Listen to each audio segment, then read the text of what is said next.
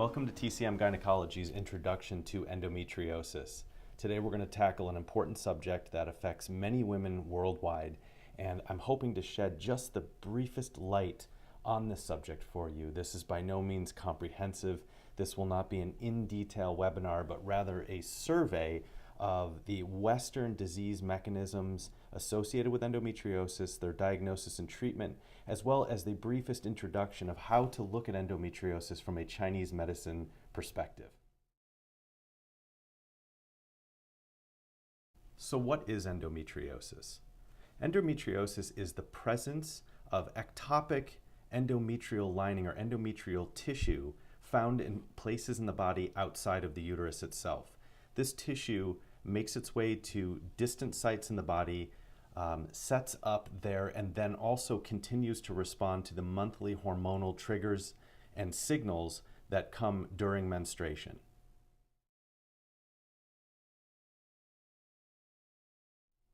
So this ectopic endometrial tissue can be found in various places throughout the body.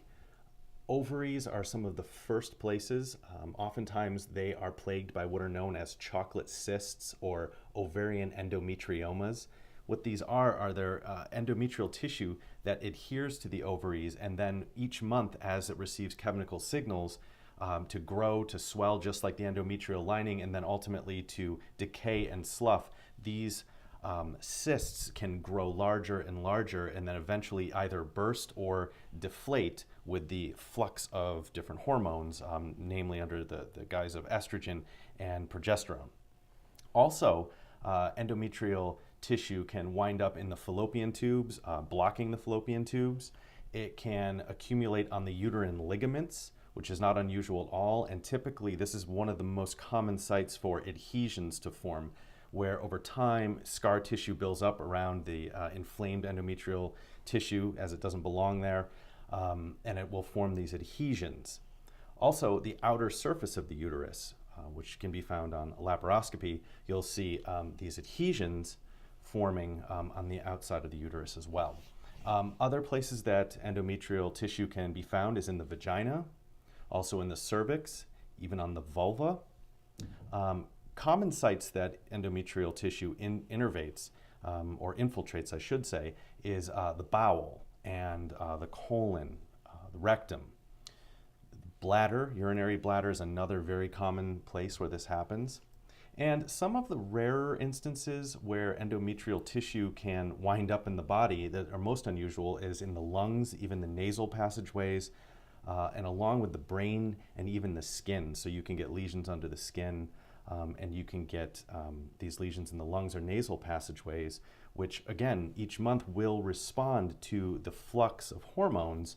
And so it's not totally unusual if these lesions are in those places to get bleeding from those places. So what causes endometriosis? The truth is, we don't know for sure. There are several theories. The one leading contender right now is something called retrograde menstruation, which is often associated with something called a retroverted uterus. And what that means is that the uterus is tilted posteriorly as opposed to an anteroverted uterus, which is tilted anteriorly. Typically, what you see in most patients with endometriosis is a retroverted uterus, along with what's called retrograde menstruation. So let's explain retrograde menstruation. What you see in retrograde menstruation is that not all of the menstrual blood during menstruation passes through the vagina, but there's actually a retrograde, almost like a reflux of menstrual blood back up through the vagina, through the uterus, out the fallopian tubes and into the intra-abdominal cavity, where that particular tissue sets up shop in the pelvis and the abdomen, and through unknown mechanisms may migrate and make its way to other far-reaching regions of the body. There are some other theories and factors that do come into play. For instance, genetic factors. If there is a family history of endometriosis, that does seem to play a role in whether or not a woman is going to develop endometriosis. Autoimmune conditions are also associated with endometriosis, either as a result of or a cause of, and this is something that research is looking into more. But these are pro-inflammatory conditions, which ultimately could result in these adhesions that we see so often in this condition. Hormones do play a role. We do know that estrogen specifically plays a role in the growth of this endometrial tissue, as it plays a role in the monthly menstrual cycle. So estrogen is something to watch out for sure, estrogen levels.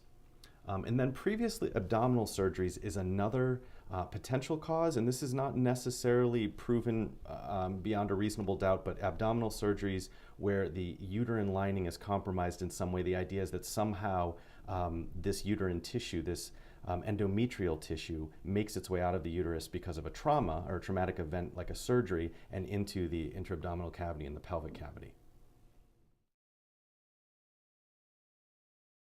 So what are some common signs and symptoms of endometriosis? You'll see that I'm about to show you a slide here, and you'll see painful menstruation, painful intercourse, infertility, nausea, pain during bowel or bladder emptying, as I mentioned before, because this endometrial tissue can migrate to distant regions of the body. Once it starts to respond to chemical and hormonal signals, bleeding and scar tissue can form in those regions, causing some of these symptoms. Indigestion, again, if that tissue makes its way to the digestive organs. Weakness, oftentimes just due to heavy bleeding. You can get anemias. And again, excessive bleeding is another one there, in addition to painful menstruation. So these are very common signs of endometriosis. The most common is, in fact, pain by far, dysmenorrhea, painful menstruation. Some secondary signs and symptoms that you may see with endometriosis, as you'd expect, depression and anxiety, oftentimes the mental, psycho-emotional aspects of these chronic long-term conditions can tend to make women depressed and anxious, especially if you know that it's coming every month with your menstrual cycle. It's reasonable that you would develop depression and anxiety surrounding this. Some of the more unusual ones you see are allergies, frequent yeast infections, chemical sensitivity, chronic fatigue, and fibromyalgia seems to be associated also with long-standing endometriosis. Endometriosis is fairly common. In the United States alone, it's estimated that 11% of women in the United States are affected, which is roughly 6 million women that are dealing with this on a monthly basis, or even when it causes symptoms in between menstrual cycles. Estimated 176 million worldwide. Now, these figures could be a little dated now, but it shows that this is something that women suffer from all over the world, and it is a global problem that we need to find better treatments for. Endometriosis can occur in women of any age, really, so long as menstruation is present, although it's most common to develop in women in their 30s and 40s. Some of the endometrial statistics that we see, never had children. This is common with women who have never had children. We do see this actually in Chinese medicine too. There's several patterns that show up consistently in women that have never had children, so that's something that's an interesting corollary. Longer menses, shorter menses, again, family history of endometriosis. Again, as I mentioned before, anatomical abnormalities in the uterus or a retroverted uterus is not uncommon, in fact, very common in endometriosis. So how is endometriosis diagnosed? The gold standard for diagnosis of endometriosis is still the laparoscopy, the Western use of the laparoscope through targeted incisions in the abdomen allow the surgeon or the OBGYN or the RE to go in and examine the contents of the lower abdomen and to see if there's actually any endometrial tissue outside of where it should be, and that's a definitive diagnosis, and it's also currently the definitive treatment in terms of removal of those lesions. There are no accurate biomarkers or non-invasive techniques at this time.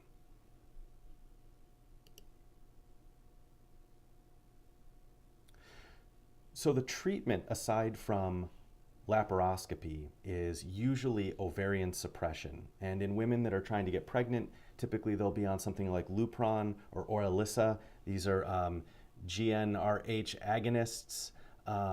Or if they're not trying to get pregnant, it's not uncommon for them to be on the birth control pill, typically extended cycle, or they'll be using an IUD. Other methods of diagnosis are the pelvic examination and imaging via ultrasound or MRI, but these are not definitive. It's not unusual in a pelvic exam for the physician to be able to feel some type of mass or growth of endometrial tissue, but they don't know definitively that that's actually what it is. Again, only really through a laparoscopy is the physician able to make a definitive diagnosis of endometriosis. When I was going through my gynecology program with Bob Flaws, he made an interesting little comment. It was actually a story about the history of the laparoscope and laparoscopy. The definitive diagnosis using a laparoscope was something that only came about in the 1960s, and initially that was a very expensive technology. And so when gynecologists were using laparoscopes and discovering endometriosis, it was actually mostly in wealthier women because those gynecologists that could afford that technology were servicing wealthier areas, and so it was known as a wealthy women's disease.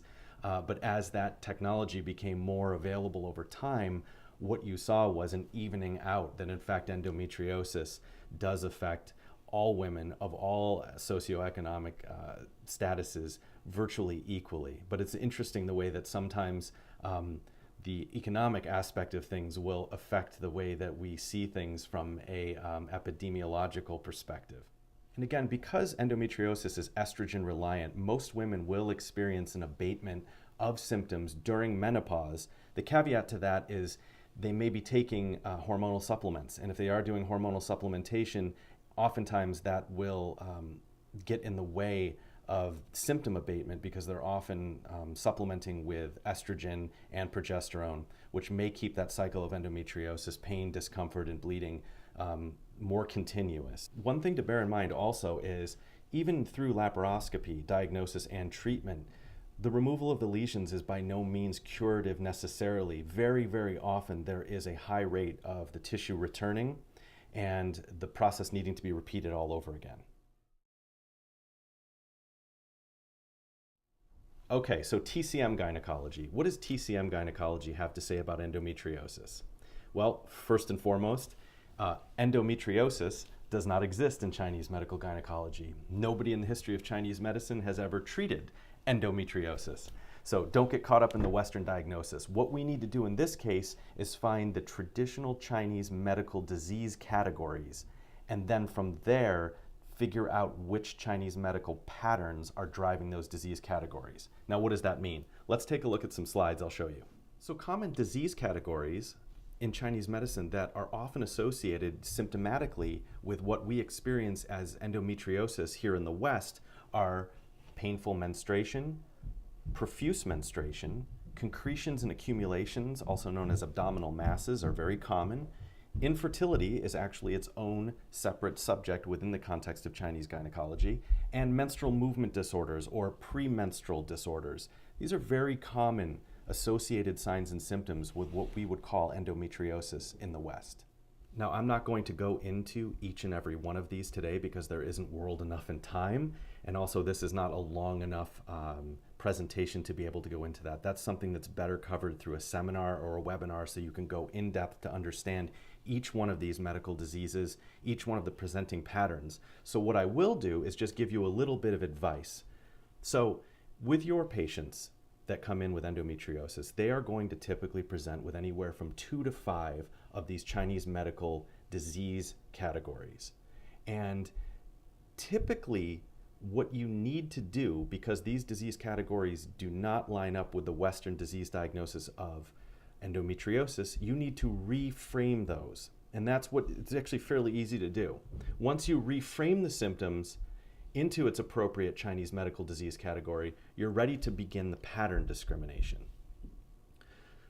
You want to look to the root or the constitutional pattern of the patient that you feel is driving most of the signs and symptoms that they're presenting with. Very often it's easy to get caught up in the branch aspect of things and to miss the root. So the way you arrange that is just by the sheer volume or number of signs and symptoms that are corroborating what you believe to be their constitutional diagnosis. When you establish the constitutional diagnosis, you've worked through that system systematically. You've put in all of the signs and symptoms that you've gathered, and you've figured out to greater or lesser extents which signs and symptoms are the most present, and then from there you figured out which patterns you feel are the most present. When you do that and you treat the root pattern or the root patterns, often the branches and the symptoms will get better. That's why it's so important not to chase too many symptoms, but rather look for the underlying driving root cause of all of it. Remember to always stay within TCM. It's a brilliant system. It doesn't require validation from Western culture. It doesn't require validation from biomedicine. Too many of us are getting caught up in the need to validate ourselves. This is an elegant, beautiful science. Always remember to be patient. Our patients are coming to us very late in the game, usually. So it's important to set expectations at the outset so that the patients have some sense of how long it will take and what they can expect from your treatment. Last but not least, as a doctor of Chinese medicine, you have to be fearless. There's a saying that soft doctors make bad sores. You need to go to bat for your patients. If they are coming to you and they have pain and they have heavy menstruation and they've got a diagnosis of endometriosis, you have the tools to treat this and to make them feel a lot better.